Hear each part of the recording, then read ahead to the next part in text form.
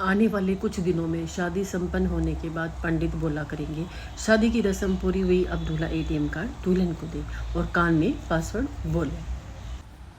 एक अनपढ़ देहाती आदमी अपनी पढ़ी लिखी पत्नी को दिल्ली घुमाने ले गया। जब दोनों कुतुब मीनार पहुंचे तो पति बोला, अच्छी तरह से देख लो, फिर गांव जाकर ना कहना कि लाल किला नहीं दिखाया। पत्नी को हंसी आ गई, बोली, अजी यह लाल किला नहीं कुतुब मीनार है। पति को गुस्सा आ गया और एक जोरदार थप्पड़ मारकर बोला, दिल्ली घुमाने मैं लाया हूँ या तू लाई है मुझे। और फिर गुस्से में दोनों वापस अपने गांव चले गए। शाम को पति बोला, मेरे लिए गरम परांठे बनाना।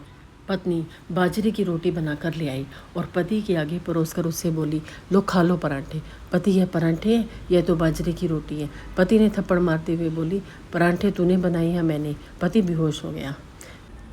फ्रेंड्स, अगर आपको मेरे जोक्स कॉमेडी वीडियो अच्छे लगे तो please like share and subscribe करें।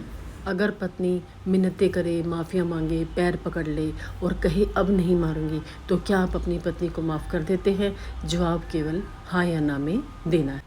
आज का युवा बादाम की क्रीम लगाता है, बादाम का तेल, बादाम का बॉडी लोशन लगाता है और खाता गुटखा है। ये वो दुनिया है साहब जो आपके मरने के बाद 13वीं पर कहेगी, दाल हिला कर देना, पूरी नरम है तो लाना और रायता ठंडा है ना। आजकल माँ बाप अपने बच्चों को स्कूल बस में बैठाकर ऐसे बाय बाय करते हैं जैसे स्कूल में नहीं जंग में भेज रहे हों। हम तो रोज़ाना एक लात खाकर जाते थे।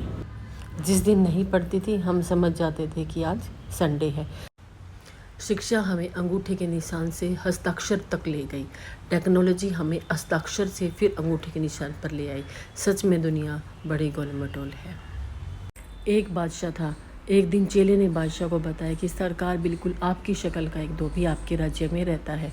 बादशाह ने आदेश दिया कि उसे दरबार में पेश किया जाए।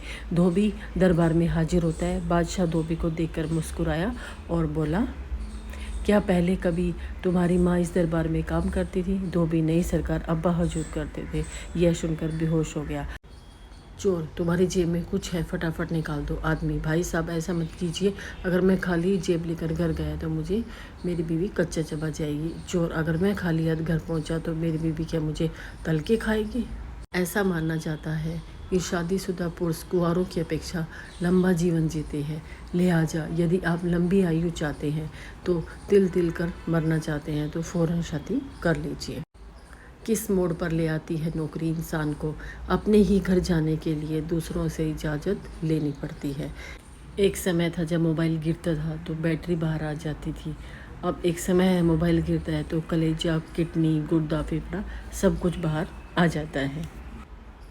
उस समय बाराती बेहोश होते होते बचे जब विदाई के समय रोते हुए लड़की ने दूल्हे से कहा, आपके कारण मेरे घर वाले आज रो रहे हैं, अब मैं आपको पूरा जीवन रुलाऊंगी। बाप, देख बेटा, मैं तेरी खातिर नए जूते लाया हूँ। बेटा, थैंक यू पापा, पर इनका साइज़ तो बड़ा है। बाप, हाँ बेटा, पहनूंगा तो मैं, तुझे तो इससे बस मार खानी है। एक पत्नी बेटे को उसकी किसी गलती पर डांट कर बोली, 64 दांत तोड़ दूंगी।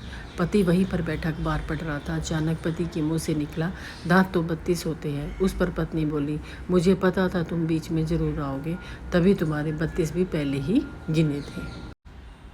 एक पर्स चोर दूसरे से, चलती भर पे मैंने तुम्हें दूल्हे की जेब पर हाथ मारने को कहा था, तुमने किया क्यों नहीं? दूसरा चोर, मुझे उसकी सूरत देखकर दया आ गई, बेचारा दो मुसीबतों को एक साथ कैसे संभालता। किसी लड़की की ड्रेस की तारीफ़ करो तो वह सिर्फ थैंक्स बोलेगी और अगले दिन दूसरी पहन के आएगी। और किसी लड़के को बोलो टी शर्ट अच्छी दिख रही है तो वह महीने भर वही पहन कर आएगा। चुटकुलों के बीच में एक मज़ेदार सवाल बताओ। आप एक दौड़ में हिस्सा ले रहे हो और दौड़ के दौरान आप दूसरे नंबर वाले को पीछे छोड़ देते हो, तो आप किस नंबर पर आ जाते हैं? चलो दिमाग लगाओ और कमेंट में बताओ। और मेरे ही कॉमेडी जोक्स के लिए प्लीज़ मुझे सब्सक्राइब करें, लाइक करें, शेयर करें। Thank you.